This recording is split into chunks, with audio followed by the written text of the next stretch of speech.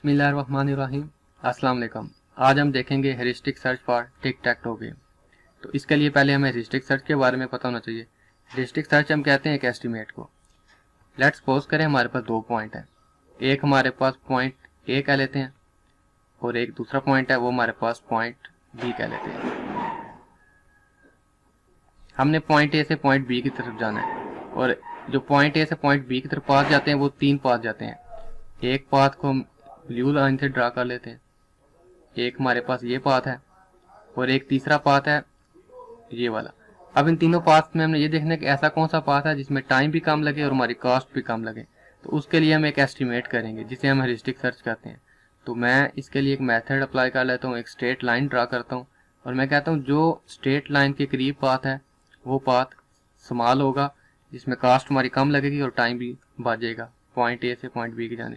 तो इस straight line के जो करीब पाथ है वो अगर मैं इनकी कैलकुलेशन करने के बाद तो ये लग रहा है, तो फिर मैं इस पाथ को डिसाइड कर लूँगा point A to point B. तो ये हमने एक कैलकुलेशन की, एक एस्टिमेट किया, इसी को हम हेरिस्टिक सर्च कहते हैं। और अब हम मूव करते हैं heuristic search for tick tech to game. तो इसके लिए हमें पहले इसकी स्टेट को समझना पड़ेगा। तो हम इसकी इनिशियल स्टेट को आई से डिनोट करते हैं। तो इसकी इनिशियल स्टेट हमारे पास एक एम्प्टी ग्रिड है 3x3 की। इसमें जो फर्स्ट प्लेयर है वो कहीं पे भी मार्क कर सकता है, उसके पास 9 पॉसिबिलिटी है, वो इधर भी मार्क कर सकता है, इधर भी कर सकता है, इधर भी कर सकता है, इधर भी, इन 9 पॉसिबिलिटी है। जबकि जो हमारे पास सेकंड प्लेयर होगा उसके पास 8 पॉसिबिलिटी रह जाएंगी, क्योंकि फर्स्ट ने किसी एक जगह मार्क कर देना है तो बाद में 8 पॉसिबिलिटी, जब वो मार्क कर लेगा फिर 7 पॉसिबिलिटी रह जाएंगी। तो इस तरह करते करते लास्ट पे हमारे पास पॉसिबिलिटी कम होती चली जाएंगी। तो अब हम इसकी गोल स्टेट को डिफाइन करते हैं। मैं जी से डिनोट कर देता हूँ गोल स्टेट को। तो गोल स्टेट को समझने के लिए मैं सबसे पहले एक एम्प्टी ग्रिड बना लेता हूँ। तो गोल स्टेट हमारी तब होगी जब 3 कॉन्सेक्टिव मार्क आ जाए। वो हॉरिजॉन्टल भी आ सकते हैं, वर्टिकल भी हो सकते हैं और डायगोनल भी हो सकते हैं। तो इनको मैं ड्रा कर लेता हूँ। अगर तो 3 कॉन्सेक्टिव मार्क इस तरह आ जाते हैं रो में, तो अब भी गोल होगा। इस रो में भी आ सकता है, वो इस रो में भी आ सकता है। तो ये 3 हमारे पास रोज में गोल हो गए। तो अब हम कॉलम में बात कर लेते हैं। ये कॉलम, पहले कॉलम में भी इस तरह अगर 3 कॉन्सेक्टिव मार्क्स आ जाए, सेम मार्क्स एक प्लेयर के, तब गोल होगा। ये दरमियान में आ जाए इस कॉलम में तब भी गोल है, इसमें आ जाए तब भी गोल है। तो 3 ये हो गए। तो अब हम बात कर लेते हैं डायगोनल की। अगर इस तरह डायगोनल में 3 कॉन्सेक्टिव मार्क आ जाए तब भी गोल है, अगर इस तरह आ जाए तब भी गोल है। तो 2 ये हो गए। तो इस तरह अगर हम इनका टोटल करें तो ये बन जाते हैं 8। तो इट्स मीन हमारे पास गोल की 8 फॉर्म है। तो ये हमारे पास इनिशियल स्टेट है और ये सब हमारे पास गोल की स्टेट है जो कि 8 है। जब हम गोल को अचीव करेंगे तो उसके लिए हमें अपने लिए रिवार्ड रखना होगा, कुछ पॉइंट रखने होंगे। तो लेट्स सपोज मैं कहता हूँ अगर हम गेम को विन करते हैं, मैं W कह देता हूँ, विन करते हैं तो हम उसको 1 पॉइंट देंगे। अगर हम गेम को लॉस करते हैं यानी हार जाते हैं तब उसको -1। और अगर गेम की जो तीसरी पॉसिबिलिटी है वो गेम ड्रा भी हो सकती है। मैं D से डिनोट कर लेता हूँ ड्रा को, उस केस में हम 0 देंगे। तो अब हमने ये रिवार्ड बना लिए। अब इसकी मदद से हम हेरिस्टिक फंक्शन को बनाने की कोशिश करते हैं। लेट्स सपोज मैं हेरिस्टिक फंक्शन को H से डिनोट कर लेता हूँ और मैं कहता हूँ कि x के जीतने की पॉसिबिलिटी कितनी है और उसमें से माइनस कर दो अपोजिट प्लेयर जिसका साइन 0 है उसकी पॉसिबिलिटी को। एग्जांपल हम ले लेते हैं कि x के जीतने की पॉसिबिलिटी 2 है, यानी उसके पॉइंट 2 है, जबकि 0 के जीतने की पॉसिबिलिटी 1 है। तो इसलिए इसकी यूटिलिटी बन जाएगी 1, मीन कि हम जिसकी मैक्सिमम वैल्यू होगी हम उस तरफ मूव करेंगे। हेरिस्टिक सर्च को मज़ीद समझने के लिए हमें इसका गेम ट्री ड्रा करना पड़ेगा ताकि हमें इसकी बेहतर अंडरस्टैंडिंग हो सके। तो ये मैंने गेम ट्री मुकम्मल कर ली है। तो ये इसके नोड्स हैं A B C D E F और ये इसके लीव नोड हैं। ये लास्ट पे जो मैंने बना लिए इनको मैंने पॉइंट्स भी दे दिए, इनकी हेरिस्टिक वैल्यू कैलकुलेट करके दे दिए कि अगर हम इधर आएँ तो -1 है यानी हम लॉस कर रहे हैं, 1 पे विन कर रहे हैं, 2 पे यानी हमारे पास 2 पॉसिबिलिटी है विन करने की, इधर 1 विन कर रहे हैं, इधर हम लॉस कर रहे हैं और इस पॉइंट पे हम ड्रा हो गया 0 और यहाँ पे 3 है। अब ये अगर तो एक प्लेयर होता उसके लिए हेरिस्टिक कैलकुलेट करना थोड़ा इजी था। ये 2 प्लेयर गेम है, इसमें यानी हम जब फर्स्ट मूव करते हैं तो नेक्स्ट हम मूव नहीं कर सकते, तब सेकंड प्लेयर मूव करता है। तो हम जब थर्ड मूव करते हैं वो डिपेंड कर रहा होता है सेकंड प्लेयर पे। सेकंड प्लेयर अगर इस तरह मूव करेगा देन हम फोर्थ तरह से मूव करेंगे, तो हम डिपेंड कर रहे होते हैं सेकंड प्लेयर पे।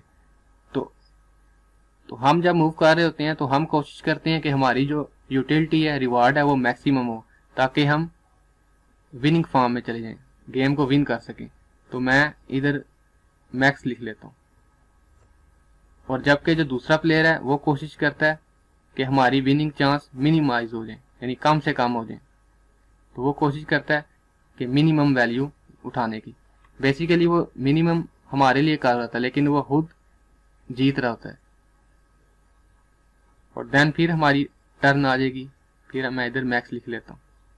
तो मैं सबसे पहले इस डी नोड के ऊपर बात करता हूँ।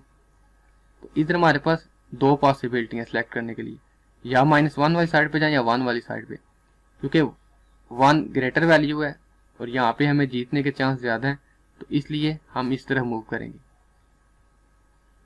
तो अगर मैं तो इधर 1 लिख देते हैं। और अगर मैं इस पॉइंट पे बात करूं तो सेम केस, इधर 2 लिखा हुआ है, इसकी प्रोबेबिलिटी ज़्यादा जीतने की, तो मैं इस पाथ की तरफ आऊँगा। यहाँ पे मैं 2 लिख लेता हूँ। तो अब हम ऊपर बात कर लेते हैं मिन की केस में, जो कि हमारा अपोजिट प्लेयर है। वो कोशिश करेगा कि कम से कम वैल्यू लेने की, मिनिमम वैल्यू उठाने की कोशिश करेगा। तो इसलिए वो 1 को सिलेक्ट कर लेगा। अगर तो वो 2 को सिलेक्ट करेगा तो आगे से हमारे लिए जीतना आसान होगा, हम 2 की तरफ जाके गेम को विन कर देंगे। लेकिन वो ऐसा कभी नहीं करेगा, वो इसलिए मिनिमम वैल्यू लेगा ताकि हम नुकसान में जाएं। तो अब अगर हम ऊपर बात करते हैं, मैं इसने अभी 1 सेलेक्ट कर ली। अगर हम इस तरफ बात करें तो इधर क्योंकि मैक्स की टर्न है, तो यहाँ पे वो अगेन इधर से 1 उठा लेगा और इधर से -2 इधर +3, तो यहाँ से 3 सेलेक्ट कर। तो यहाँ पे भी 1 आ गया दोनों तरफ।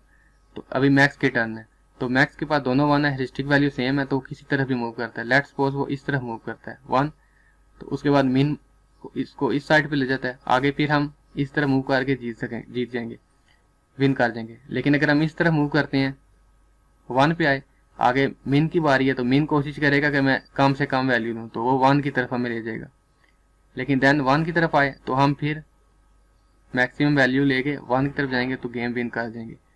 तो ये एक गेम ट्री था, इससे आपको काफ़ी अंडरस्टैंडिंग हो जाएगी होगी। तो अब हम एक प्रैक्टिकल एग्जाम्पल की तरफ जाते हैं, जो कि टिक टैक टो गेम की है। तो ये हम फाइनल एग्जाम्पल की तरफ आ गए हैं, जिसके लिए हमने सारी जो पीछे चीज़ें की वो इसकी अंडरस्टैंडिंग के लिए थी। तो ये हमारी करंट स्टेट है, यानी ये गेम ऑलरेडी खेली गई है, इस स्टेप तक आ गई है, यानी ये इसका एक मिडल वेयर पॉइंट है। आप इसे मिडिल पॉइंट कह सकते, जैसे हमारी इनिशियल स्टेट थी वो चल गए नीचे, ये काफ़ी सारा, ये सारे इसके मिडिल पॉइंट हम कह सकते हैं। तो हम गेम चलते चलते मिसाल के तौर पर इधर आ गए, तो ये हमारी अभी करंट स्टेट हो गई। इधर से हम आगे देखेंगे गोल की तरफ फर्दर इधर मूव करें, इधर करें, तो इसलिए इस टाइम हम इस जगह मौजूद हैं, इस करंट स्टेट पे। तो हमारे पास अभी देखें 3 पॉसिबिलिटी है। यहाँ हम इधर मार्क लगा सकते हैं, इधर लगा सकते हैं, इधर लगा सकते हैं। इस केस में हमारा मार्क क्रॉस है, जबकि हमारा जो अपोजिट प्लेयर है उसका ओ है।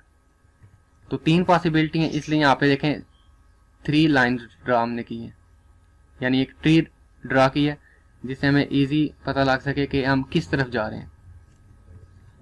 तो फर्स्ट मैं इस खाली डब्बे में भी मार्क कर सकता हूँ, या मैं इधर नीचे वाले में कर सकता हूँ, और लास्ट में इस कोने में था तो मैं इधर ड्रा कर सकता हूँ। अब ये 3 पॉसिबिलिटी, अब हमने ये फाइंड करना है इनमें से बेस्ट कौन सी है। तो उसके लिए हमें ट्री के फुल नोड तक जाना पड़ेगा, ताकि हम मैच कर सकें कि इस रास्ते में जाके हम गोल तक पहुंच सकते हैं, नहीं पहुंच सकते। तो हम इस ब्रांचिंग फैक्टर के लीव नोड तक जाएंगे। अब यहाँ पे आप देख रहे होंगे इसका लीव नोड इसके तीसरे लेवल में, जबकि इसका इधर 4th लेवल में है। ऐसा क्यों है? ऐसा इसलिए है क्योंकि जब गेम इधर से आई है, इधर आप देखें ये विनिंग स्टेट में चला गया। जो विनिंग स्टेट में चला गया यहाँ पे टर्मिनेट हो जाएगी, तो इसलिए ये हमारा लीव नोट है, जबकि हम इधर इसका टर्मिनेट होगा। तो यहाँ पे गेम हमारी ड्रा हो गई है, तो इसलिए इसका लीव नोट ये वाला है। अगर हम इसकी टाइम कम्प्लेक्सिटी की बात करें तो वो O ऑफ भी इसका ब्रांचिंग फैक्टर हो जाएगा, और जितनी इसकी डेप्थ होगी उसको हम डी कह देते हैं। ब्रांचिंग फैक्टर मीन यानी इसके कितने चाइल्ड हैं, और डेप्थ मीन इसके कितने लेवल हैं। तो लेट्स सपोज मैं कहता हूँ कि 2 उसकी ब्रांचेस हैं और डेप्थ उसकी 3 है, तो 2 की पावर 3 हमारे पास 8 आंसर आ जाएगा, यानी उसकी 8 नोड होगी। तो इस तरह आप इसका फाइंड कर सकते हैं ब्रांचिंग फैक्टर। तो हमने फर्स्ट लेवल देख लिया, अब हम सेकंड लेवल की तरफ मूव करते हैं। तो फर्स्ट लेवल में जो मूव थी इधर, तो मैक्स हम अपनी यूटिलिटी को मैक्सिमम करने की कोशिश कर रहे थे, मैक्सिमाइज। और जबकि अब बारी आ गई है मीन की, वो हमारी यूटिलिटी को मिनिमाइज करने की कोशिश करेगा। तो उसके पास अभी 2 पॉसिबिलिटी हैं, यहाँ वो इधर मार्क लगाएगा, यहाँ इधर लगाएगा। अगर तो इधर लगाता है तो इस तरह की तस्वीर बन जाएगी, अगर इधर लगाता है तो इस तरह। तो इस तरह ये सारी पॉसिबिलिटी भी हम ड्रा कर लेते हैं। इस केस में अगर हम इधर मार्क लगाते हैं तो जो हमारा अपोजिट प्लेयर होगा उसके पास ये 2 पॉसिबिलिटी होंगी जो कि इधर है। अगर तो वो इधर लगाता है तो आपने देखा वो गोल स्टेट पे चला जाता है। तो इस तरह हम सब कैलकुलेट करेंगे, फिर हम डिसाइड करेंगे हमारे पास बेस्ट पाथ कौन सा है। तो अभी हम लास्ट लेवल पे आ जाते हैं। तो इधर फिर हमारे पास मैक्स की बारी होगी। मैक्स इधर टर्न लेगा, तो जो आंसर आएगा वो हमने इधर लास्ट पे लिख दिया। तो अभी लास्ट पे तो सिर्फ एक ही हमारे पास पॉसिबल ऑप्शन है, तो यहाँ हम इधर लगा सकते हैं, इधर या इधर या इधर। जो हमने रिवार्ड डिसाइड किए थे अभी हम वो इनको असाइन करते हैं। जैसे आप देख सकते हैं इधर हम गेम को विन कर चुके हैं, तो इधर हमारा रिवार्ड 1 होगा। यहाँ पे भी जीत चुके हैं, इधर भी 1। जहाँ पे मैच देखें आप ड्रॉ हो गया, तो इधर 0, और इस केस में भी ड्रॉ 0। और अगर इस केस में देखें तो हम गेम हार चुके हैं, तो -1 रखा था हमने लॉस के लिए, और इधर भी -1। तो हम अब इसका पाथ फाइंड करते हैं। तो मैं नीचे से स्टार्ट करता हूँ। यहाँ पे मैक्स है, हम अपनी यूटिलिटी को मैक्सिमाइज कर रहे होंगे। तो इधर आप देखें मैक्सिमम वैल्यू इनमें से कौन सी है। इस पाथ वाली साइड पे इधर तो जारी बात है 1 है विनिंग स्टेट, तो हम इधर 1 लिख देंगे। और अगर इस तरफ बात करें तो ये 1 हो गया, और इस तरफ गेम लॉस हो रही है -1, इधर गेम ड्रा हो रही है 0, ये 1 हो गया। यहाँ पे गेम हम लूज कर रहे हैं तो 0 -1 हो गया, और ये 0 हम गेम इधर ड्रॉ हो रही है तो इधर 0 आ गया। तो अभी जो टर्न इस पॉइंट पे है वो है मीन की। तो मीन कोशिश करेगा इनमें से मिनिमाइज वैल्यू उठाने की, ताकि हम गेम लॉस की तरफ जाएं। ये सॉरी इधर मीन है, तो मीन इन दोनों में से ये पाथ चूज करेगा 0 वाला। इस केस में बात करें इधर भी मीन की टर्न है, इस पूरी रो में इधर -1 चूज करेगा। सेम केस इधर भी -1। अब ऊपर आ जाते हैं तो फर्स्ट टर्न हमारी थी मैक्स की, तो हम कोशिश करेंगे इनमें से मैक्सिमाइज वैल्यू को उठाएं। तो इसमें आप देखें मैक्सिमाइज वैल्यू ये -1, ये -1, ये 0। तो इधर है तो 0, लेकिन ये कम से कम इन -1 से तो बड़ा नंबर है। तो इसलिए हम अपनी यूटिलिटी को मैक्सिमम रखने के लिए इस तरफ मूव करेंगे। इधर मूव किया तो 0। उसके बाद मिन की बारी, तो मिन कोशिश करेगा कि मैं मिनिमम वैल्यू लूँ, तो वो इस तरफ आ जाएगा। तो देन हमारे पास अभी एक ही चॉइस बची है, तो हम इस तरफ आ गए। इधर देखें हम गेम उसको उसके हाथ में नहीं जाने दी, ड्रॉ गेम करवा दी है। लेकिन अगर हम लो यूटिलिटी वाली साइड पे जाते, ये हमने बेसिकली वैल्यू को एस्टिमेट की है थ्रू हेरिस्टिक फंक्शन, जो हम पीछे कैलकुलेट कर चुके थे। यानी इसकी प्रोबेबिलिटी जीतने की कितनी है और इसकी कितनी है, तो इसलिए हमने 0 लिख दिया। यहाँ पे हम जीते तो 1 लिख दिया, तो इस तरह कर कैलकुलेट किया। अभी हम देखते हैं अगर हम इस पाथ वाली साइड पे आते फिर क्या था। लेट्स सपोज हम ये पाथ पिक कर लेते। अभी मिन की बारी थी तो वो -1 उठाता, तो जैसे ही वो -1 वाली साइड पे आता तो हम गेम लूज कर जाते, -1 हमारे रिवार्ड में आ जाता। तो इस केस में हमने हेरिस्टिक फंक्शन के साथ इसकी हेरिस्टिक वैल्यू कैलकुलेट की हर नोड के ऊपर, और हमने बेस्ट पाथ फाइंड कर लिया कि अगर हम इस पाथ की तरफ जाएं तो हम गेम लॉस नहीं करेंगे, कम से कम हम गेम को ड्रॉ करवा देंगे। तो हमने देखा ये गेम किस तरह वर्क कर रही है, उसके ऊपर हमने हेरिस्टिक वैल्यू को अप्लाई किया, फिर हमने उन हेरिस्टिक वैल्यू की बेस पे डिसीजन लिया, देन हम मैक्सिमाइज यूटिलिटी की तरफ मूव कर रहे थे। तो अगर मैं कंक्लूड करूं तो हमने सबसे पहले हेरिस्टिक को समझा, हेरिस्टिक होता क्या है। उसके बाद हमने इसकी इनिशियल स्टेट को डिफाइन किया इस गेम की, जो कि इस तरह होती है। फिर हमने उसके गोल को डिफाइन किया कि किस किस किस्म के किस तरह गोल हो सकते हैं ताकि हम उस गोल की तरफ मूव करें।